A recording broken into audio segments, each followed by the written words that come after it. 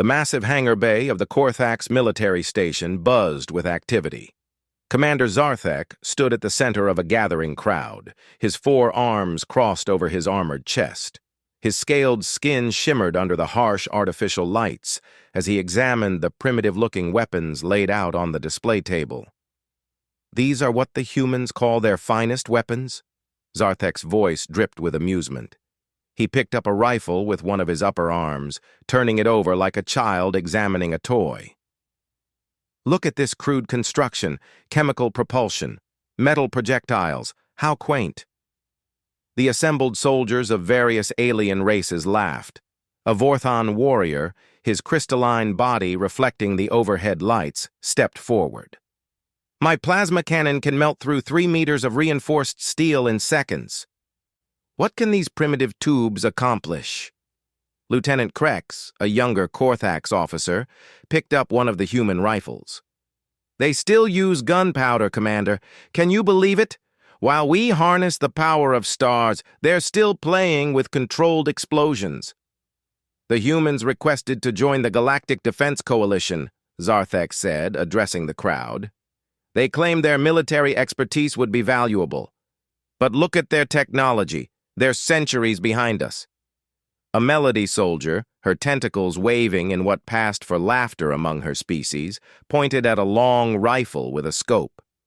"What's this supposed to be? It looks even more primitive than the others." "That's what they call a sniper rifle," Krex explained, having studied the Human Weapons Manifest. "Apparently, they use it for long-distance elimination of single targets. 1 shot, 1 kill, they say." The laughter grew louder. "1 shot?" a voice called out. "My plasma burst can eliminate an entire squad." Zarthek set the rifle down with deliberate carelessness. "The humans are delusional if they think these antiques can contribute to our coalition. We have energy shields that can deflect meteorites. We have armor that adapts to any attack. What good is a metal slug against our technology?" In the corner of the hangar, barely noticed by the boastful aliens, stood a human observer. Captain Sarah Chen remained silent, her face expressionless behind her tactical visor. She had been sent as part of the diplomatic mission to demonstrate human military capabilities. The mockery didn't surprise her. She'd seen it before on other stations, with other species. She touched the small communication device in her ear. "Echo Team, this is Observer 1. Status report." "Echo Lead here," came the whispered reply. "We're in position, Captain. Just say the word." "Negative, Echo Lead. Maintain position and wait for the demonstration window. Let them have their fun." The alien soldiers continued their examination of human weapons. One picked up a grenade, shaking it like a maraca. "This little sphere is supposed to be explosive? Our micro-singularity bombs can collapse entire buildings into a point the size of an atom." "And look at their body armor," another added, holding up a tactical vest. "Fabric and ceramic plates? We have personal force fields that can withstand direct hits from ship-mounted weapons." Zarthek raised all 4 arms to quiet the crowd. "Fellow warriors, I think we've seen enough. Tomorrow the humans will give their demonstration of these weapons. I suggest we attend, if only for the entertainment value. It should be amusing to watch them try to impress us with their firecrackers." The crowd began to disperse, soldiers returning to their duties while sharing jokes about human technology. Several made exaggerated shooting motions with their appendages, mimicking what they imagined human combat must look like. Captain Chen watched them leave, then activated her comm again. "Echo Lead, what's your count on the betting pool?" "Current odds are 200 to 1 against us making a single confirmed kill during tomorrow's demo, Captain. The aliens are betting their monthly rations." "Perfect. Make sure you're well rested tonight. Tomorrow, we show them why humans have survived every conflict in our history." As night fell on the station, the alien soldiers retired to their quarters, confident in their superiority. In the officers' lounge, Commander Zarthek held court with his senior staff. "The humans are an interesting species," he mused, sipping a glowing beverage. They've only had faster-than-light travel for 50 years, yet they believe they belong among the great military powers of the galaxy. It's almost endearing, Lieutenant Krex agreed, like a child wearing their parents' uniform and pretending to be a soldier. "What concerns me," said Sub-Commander Valak, a cautious Threnody with 6 eyes that never seemed to blink in unison, "is their reputation. Despite their primitive technology, they've never lost a defensive war on their homeworld." Zarthek waved dismissively. "Against other humans, perhaps. They've never faced a real galactic power. Tomorrow's demonstration will prove that." "What format did they request for the demonstration?" Krex asked. "They want to show the effectiveness of their sniper weapons," Zarthek replied, barely suppressing a laugh. "They've asked for a simulated urban environment with holographic targets at various distances.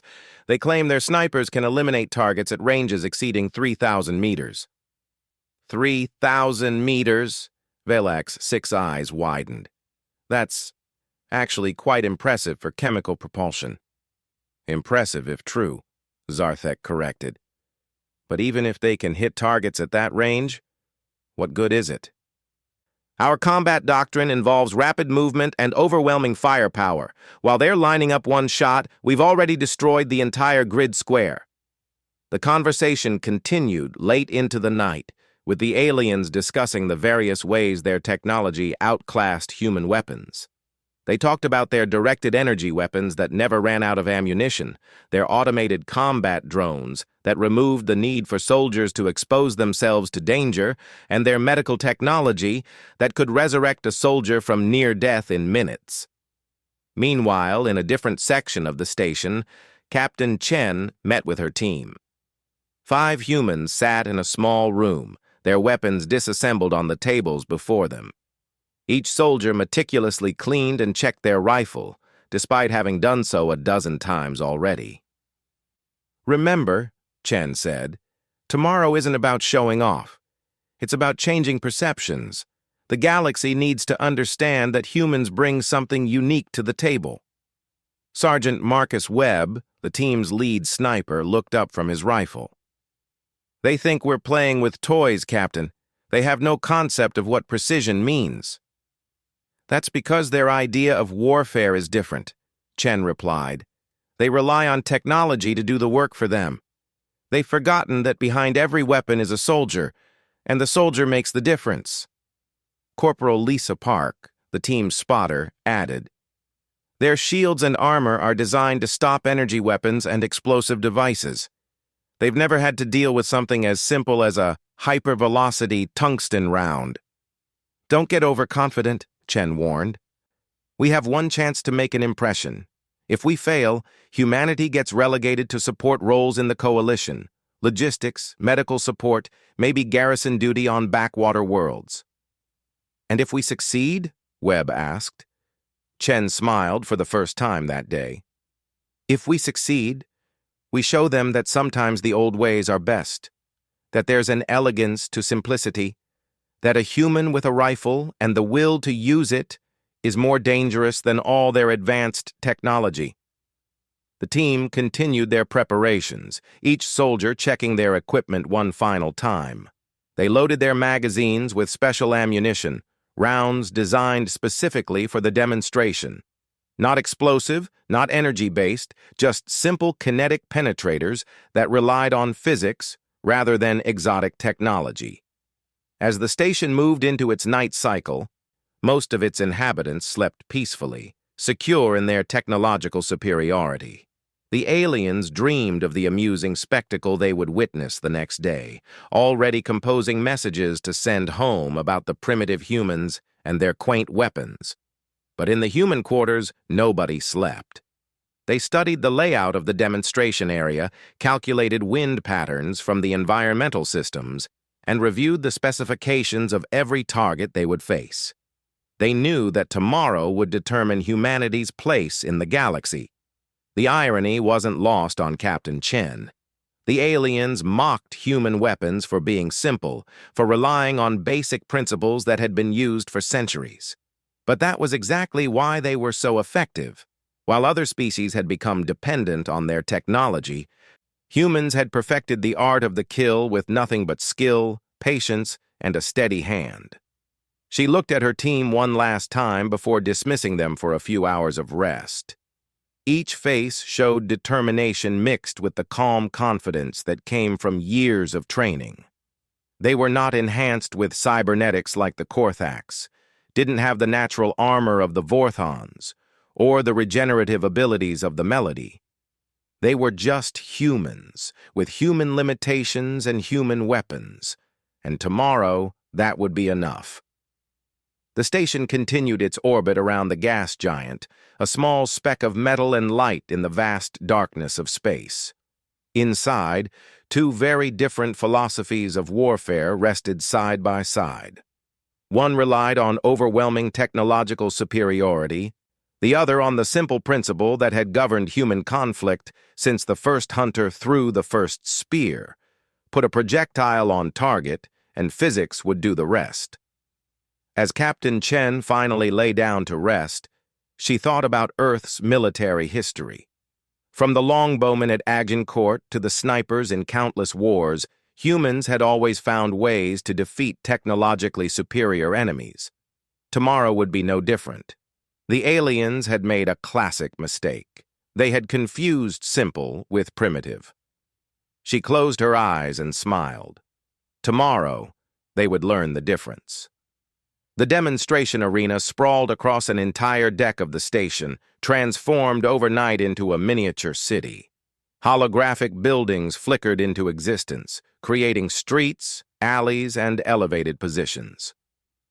Environmental controls pumped in artificial wind patterns to simulate planetary conditions. It was as close to a real combat zone as the station's safety protocols would allow. Commander Zarthek stood in the observation deck, surrounded by hundreds of alien military personnel. The mood was festive, like spectators gathering for a sporting event where the outcome was already decided.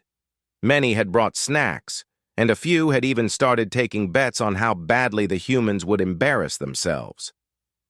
"Ladies and gentlemen," Zarthek announced over the communication system, his voice carrying a tone of barely concealed amusement. "Welcome to the human weapons demonstration. Our guests from Earth have requested this opportunity to show us the capabilities of their traditional weapons." Laughter rippled through the crowd. Someone shouted, "Did they bring their sticks and stones too?" Captain Chen entered the observation deck, her face calm despite the mockery. She carried a tablet displaying the demonstration parameters. "Commander Zarthek, my team is ready to begin. We've prepared a series of scenarios to showcase different aspects of human marksmanship." "Marksmanship," Zarthek repeated, tasting the word. "Such a quaint concept. Very well, Captain. Proceed with your demonstration. We're all very eager to see what your species considers military prowess." Chen nodded and activated her comm. "Echo Team, you are cleared to enter the demonstration area. Remember your sectors and wait for the green light." On the arena floor, 5 figures emerged from different entry points. They moved differently than the aliens expected. Not the heavy, powerful strides of Korthax warriors or the flowing movement of Melody soldiers. The humans moved with deliberate caution, using cover, checking corners, communicating with hand signals. "Look at them creeping around," Lieutenant Krex laughed. "Are they afraid of the holograms?" Sergeant Webb took position in a ruined building on the arena's east side. Through his scope, he could see the observation deck filled with alien faces. He smiled grimly and touched his comm. "Echo Lead in position. I count approximately 300 observers. Want to give them a show they'll never forget." "Cut the chatter, Echo Lead," Chen's voice came through. "First scenario in 30 seconds. Standard hostile targets, increasing difficulty." The aliens watched as holographic enemies began appearing throughout the arena. These were standard training targets, simulations of various hostile species that the Galactic Defense Coalition might face. They appeared at different distances, from 100 meters to well over 2,000. "Begin," Chen announced. The first shot cracked through the arena like thunder. Before the sound finished echoing, a holographic target's head exploded in a shower of photons. The audience's laughter died instantly. Another shot, another target eliminated, then another, and another. The humans weren't spraying fire like the aliens expected. Each shot was deliberate, calculated. The snipers took their time, controlling their breathing, squeezing the trigger between heartbeats. Every single shot found its mark. They're not missing," Sub-Commander Valak observed, his 6 eyes tracking the action with newfound interest. Webb shifted position after every few shots, never staying in one place long enough to establish a pattern. His spotter, Corporal Park, fed him information in a constant whisper. "Target, bearing 270, distance 1850 meters, moving left to right, speed approximately 4 meters per second. Webb made minute adjustments to his scope. The advanced optics compensated for distance, wind, and even the Coriolis effect from the station's rotation. He tracked the target for exactly 2 seconds, then squeezed the trigger. The holographic enemy's center mass erupted as the simulated bullet found its mark. In the observation deck, the festive atmosphere had evaporated. The aliens watched in growing silence as the humans methodically eliminated every target in the arena. Close range, long range, moving, stationary. It didn't matter. Each shot was lethal. "Impressive accuracy," Zarthek admitted grudgingly. "But hitting holograms in a controlled environment is very different from actual combat. In real battle, enemies don't stand still waiting to be shot." As if in response to his words, the second phase of the demonstration began. The holographic enemies now had basic AI, taking cover, returning fire with simulated energy weapons, attempting to flank the human positions. The humans adapted instantly. They used suppressing fire to pin down groups while their snipers eliminated priority targets. They shot through walls where the bullets could penetrate, ricocheted rounds around corners, and even shot grenades out of the air before they could reach their positions. "That's impossible," Krex breathed. "They shot a moving grenade at 800 meters." But it wasn't impossible. It was simply human. Corporal Diana Ross, the team's youngest sniper, had made that shot. She was 23 years old, had been shooting since she was 6, and could calculate trajectory in her head faster than most computers. To her, a grenade traveling in a predictable arc was actually easier to hit than a randomly moving soldier. "Echo 3, nice shot," Webb's voice came through the comm. "Show them the wall shot we practiced." Ross smiled and found her target. A holographic enemy taking cover behind what appeared to be reinforced concrete. According to the simulation parameters, the wall should have been impenetrable to small arms fire, but Ross wasn't using standard ammunition. She loaded a special armor-piercing round, did the calculations in her head, and fired. The round punched through the concrete like paper, maintaining enough velocity to eliminate the target behind it. The observation deck erupted in confused chatter. Several aliens pulled up their datapads, trying to understand how a chemical propulsion weapon could generate that kind of penetration. "Captain Chen," Zarthek called out, his voice no longer amused. "What kind of ammunition are your soldiers using?" "Standard tungsten core armor-piercing rounds, Commander," Chen replied. "Nothing exotic, just good engineering and an understanding of physics." The third phase of the demonstration began, and this time the stakes were raised. The arena filled with smoke, debris, and visual obstructions. Holographic civilians appeared among the enemies, creating a complex scenario where target identification was crucial. The alien observers expected the humans to slow down, to struggle with the limited visibility. Instead, they witnessed something that made several of them reassess everything they thought they knew about warfare. The human snipers switched to thermal imaging, easily distinguishing between the heat signatures of civilians and combatants. But more impressively, they demonstrated an almost supernatural ability to predict enemy movement. Sergeant Webb tracked a target that was completely hidden behind smoke. He watched the last known position, calculated speed and direction, accounted for typical movement patterns, and fired into empty space. 2 seconds later, a holographic enemy emerged from the smoke and collapsed, the simulated bullet having found its mark at exactly the right moment. "He shot where the target was going to be," Valak said, his voice filled with something approaching awe. "Not where it was, but where it would be." "Lucky shot," Krex insisted, but his voice lacked conviction. Then Webb did it again and again, each time firing at empty space, each time hitting a target that appeared exactly where he predicted. Captain Chen watched the aliens' changing expressions with satisfaction. The mockery had faded, replaced by uncertainty and growing respect. But the demonstration wasn't over yet. "Echo Team," she said into her comm, "execute Scenario 4. The arena changed again. This time it simulated a hostage situation. 50 holographic civilians were held in a building by 10 holographic enemies. The enemies used the civilians as shields, constantly moving, never exposing more than a few inches of themselves. "This is impossible," Zarthek stated flatly. "No one could make those shots without hitting the civilians. The margin for error is less than 5 centimeters at that range." The human snipers proved him wrong. Working in perfect coordination, they began eliminating the hostage takers with surgical precision. Ross put a round through a 2-inch gap between civilians, hitting an enemy in the eye. Webb shot through a hostage's holographic hair, the round passing so close it would have given a real person a haircut before striking the captor behind. The most impressive shot came from specialist James Liu, who calculated a ricochet off 3 different surfaces to hit an enemy that was completely hidden from direct fire.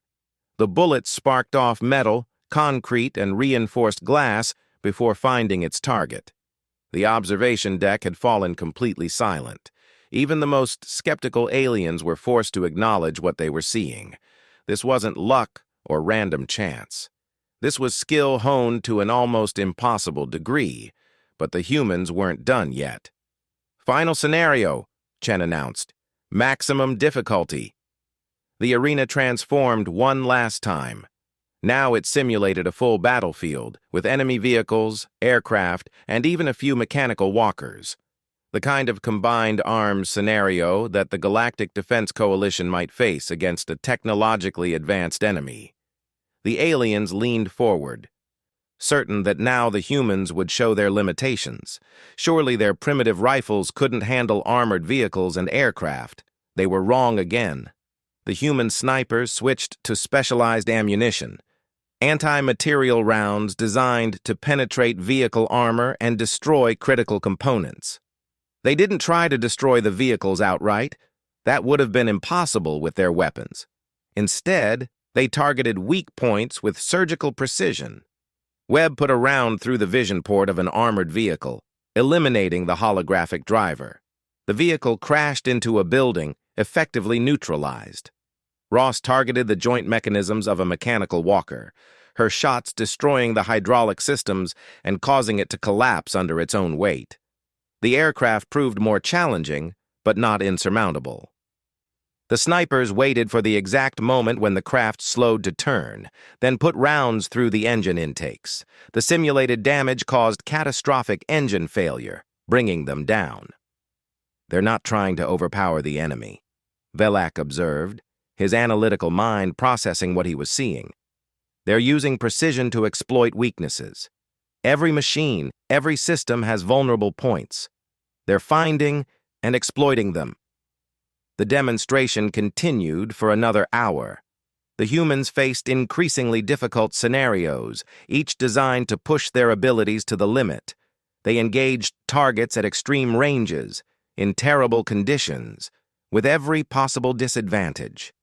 And they never missed a critical shot. When the final target fell, the arena fell silent. The human snipers emerged from their positions, weapons safed, and assembled in the center of the arena. They looked tired but satisfied, like craftsmen who had just completed a masterpiece. Captain Chen looked around the observation deck. The mocking smiles were gone, replaced by expressions of shock, respect, and in some cases, fear. She knew what they were thinking. If humans could do this with their primitive weapons, what else were they capable of? "Commander Zarthek," she said formally, "this concludes our demonstration of human sniper capabilities. As you've seen, our weapons may be simple, but in trained hands, they are devastatingly effective." Zarthek stared at her for a long moment before responding.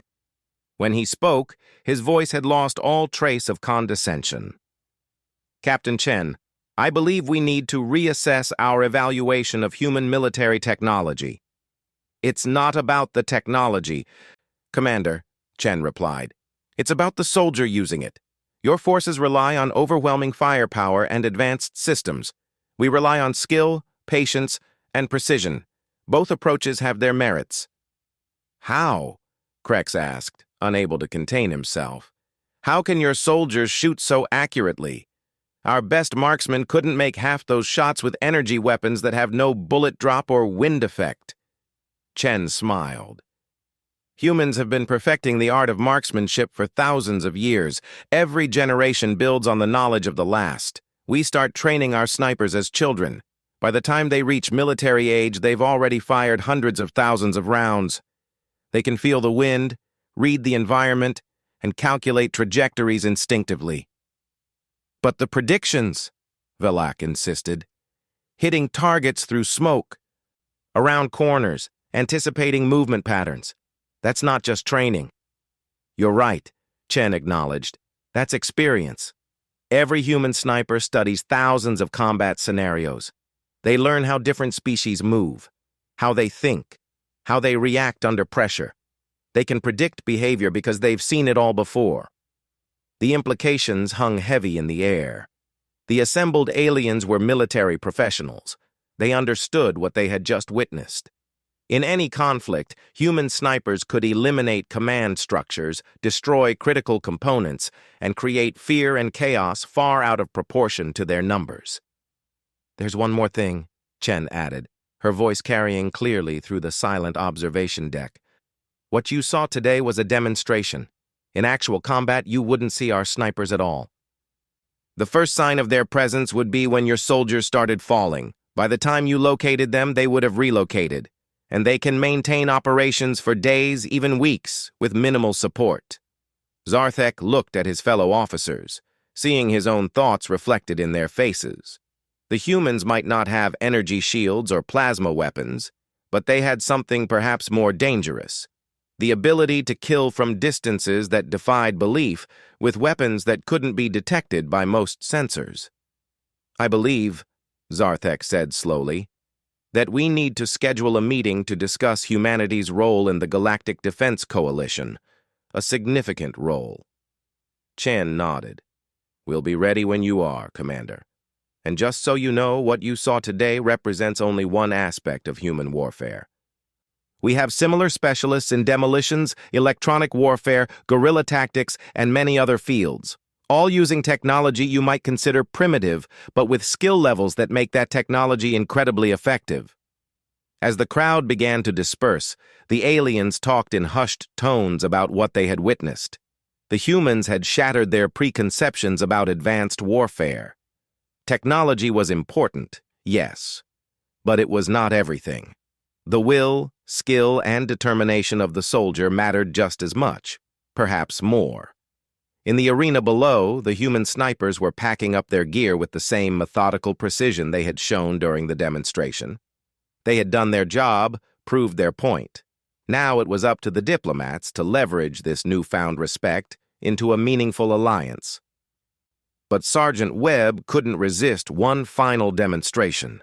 As the cleaning crews entered the arena to reset it for the next training exercise, he noticed a small drone hovering near the ceiling, recording the area for the station's archives.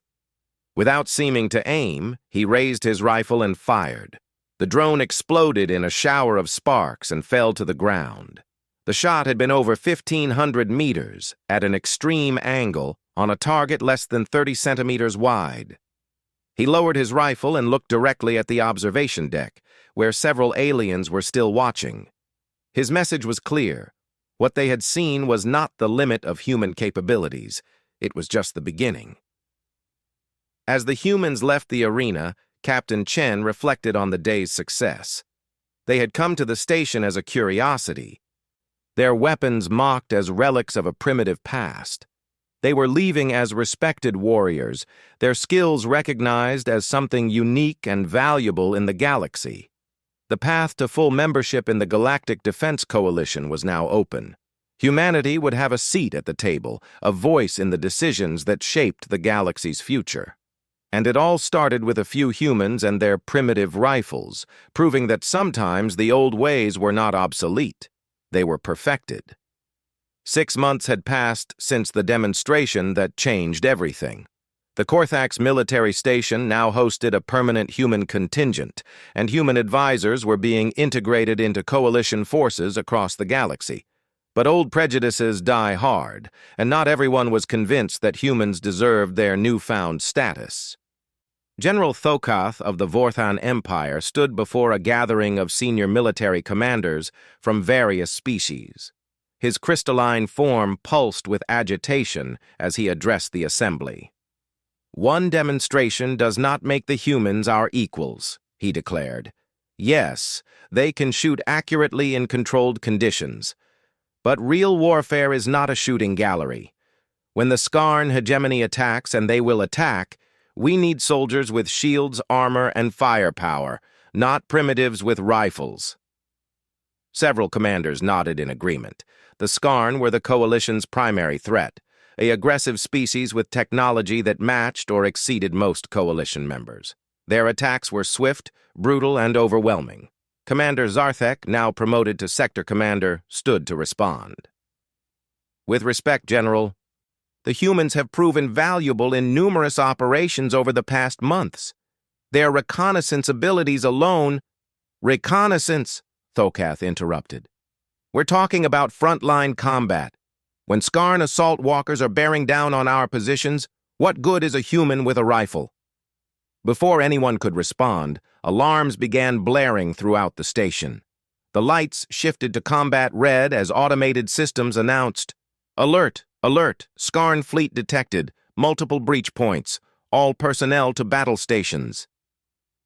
The room erupted in controlled chaos as commanders rushed to their posts. On the main display, tactical data streamed in showing the severity of the situation. 3 Skarn battle groups had jumped into the system simultaneously, a coordinated attack larger than anything seen in years.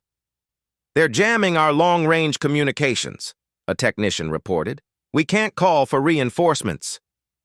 "Shield generators at full power," another called out. "But they're bringing siege platforms. Our shields won't hold for long." Through the viewports, the assembled defenders could see the Skarn fleet approaching. Massive dreadnoughts bristled with weapons, while swarms of fighter craft and assault shuttles preceded them like a plague of metal locusts. General Thokath took command of the defense. "All energy weapons to maximum output. Deploy our fighter wings. Prepare to repel boarders when the shields fall." The battle began with spectacular fury. Energy beams lanced across space, fighters danced in deadly ballets, and explosions lit the void like newborn stars. The coalition forces fought well, but they were outnumbered 3-1. "Shields at 60% and falling," someone reported. In the human section of the station, Captain Chen received a priority message from Sergeant Webb. "Captain, my team's in position. We've identified the Skarn command ship." "Negative, Echo Lead," Chen replied. "General Thokath hasn't authorized human forces to engage." "With respect, Captain, by the time he authorizes it, we'll all be dead or captured." Chen looked at the tactical display. Webb was right. The Skarn were winning through superior numbers and coordination. Their command ship stayed well back, coordinating the attack from beyond the range of the station's weapons. She made a decision that would either save them all or end her career. "Echo Team, you are authorized to engage." Show them what human snipers can do in real combat. Copy that, Captain. Echo Team engaging.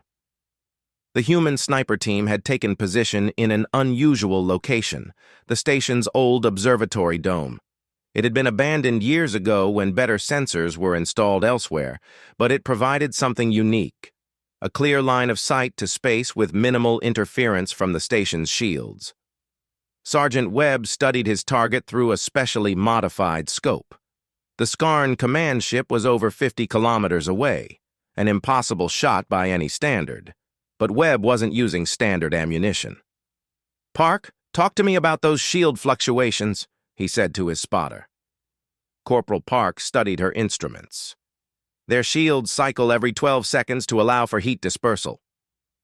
"We have a window of approximately 0.3 seconds, where the shields are at minimum power." 0.3 seconds, Webb muttered. "At this range, bullet flight time is 4.7 seconds. I need to fire exactly 4.4 seconds before the shield window."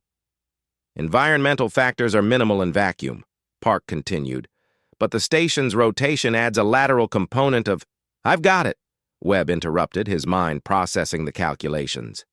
He loaded a special round, a prototype developed by human engineers specifically for space combat. It was essentially a miniaturized railgun slug with its own guidance system and micro-thrusters for course correction.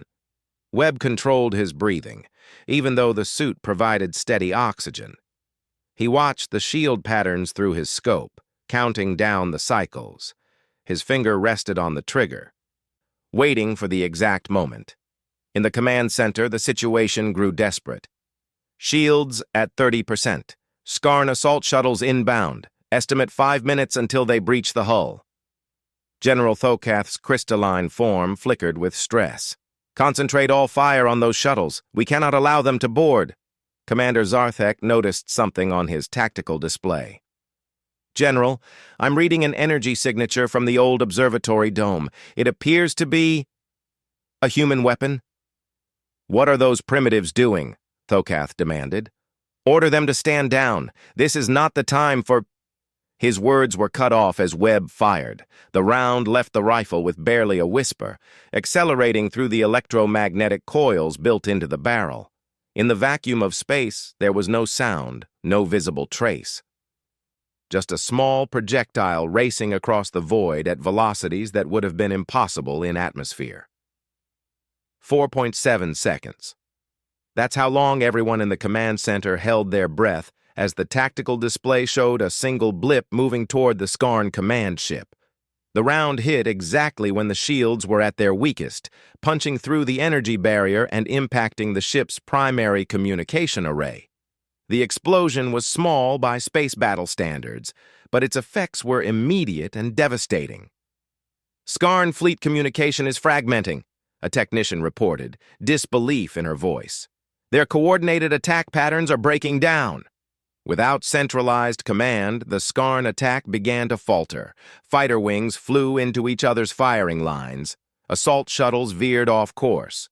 The precise, overwhelming assault became a chaotic mess. "Echo lead to command," Webb's voice came through the comm. "Target's communication array destroyed, identifying secondary targets." General Thokath stared at the display in shock. That's impossible. A projectile weapon affecting a shielded warship at that range?" But Webb wasn't done. Working with mechanical precision, he and his team began targeting other crucial systems on Skarn vessels. They couldn't destroy the ships. Their rifles weren't that powerful, but they could blind sensors, damage weapon systems, and create chaos. Ross put a round through the viewport of a Skarn fighter, causing it to spin wildly into its wingman. Liu targeted the maneuvering thrusters of assault shuttles, sending them careening off course. Each shot was calculated, precise, and devastating in its simplicity. "General," Zarthek said urgently, "the humans have created an opportunity. If we concentrate our fire now, while the Skarn are disrupted—" Thokath's pride warred with his tactical sense for exactly 1 second. Then he roared, "All weapons, concentrated barrage! Target their lead dreadnought while their formation is broken. The coalition forces attacked with renewed vigor. Energy weapons that had been ineffective against coordinated Skarn defenses now found their marks. Fighters that had been struggling against superior numbers now faced disorganized opponents. In the observatory, Webb's team continued their work with cold efficiency. They had become death incarnate, reaching out across the void to touch enemy vessels with precision destruction. Echo 3, can you hit the Dreadnought's sensor array? Webb asked. Already on it, Ross replied. She fired, and seconds later, the massive Skarn vessel's primary sensor dome erupted in sparks. Blinded, it fired wildly, hitting one of its own escort vessels. The tide of battle had turned, but the Skarn still had superior numbers. They began to regroup, adapting to the loss of centralized command. Assault shuttles that had been scattered started forming up again, preparing for another run at the station. Captain Chen? General Thokath's voice came over the command channel. Can your snipers stop those assault shuttles? Chen smiled grimly. Echo team, you heard the general. Stop those shuttles. Copy that, Webb replied. Switching to rapid engagement mode. What followed was a display of marksmanship that would become legendary in coalition military history. The human snipers engaged multiple targets in rapid succession, their rifles singing a deadly rhythm. They didn't try to destroy the heavily armored shuttles. Instead, they targeted vulnerabilities, thruster ports, sensor nodes, viewport seals. One by one, assault shuttles began to fail. Some lost propulsion and drifted helplessly. Others lost pressurization, forcing their occupants to abort the attack. A few collided with debris or each other, their guidance systems damaged by precisely placed rounds. Incredible, Sub-Commander Valak breathed, his 6 eyes tracking the human shots on the tactical display.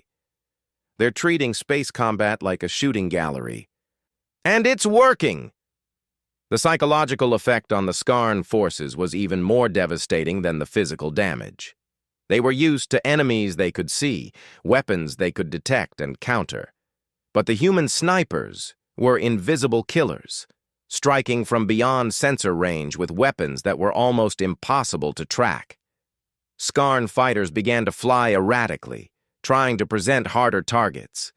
This made them easy prey for coalition energy weapons. Larger vessels started random evasive maneuvers, disrupting their own firing solutions. They're afraid, Zarthek realized.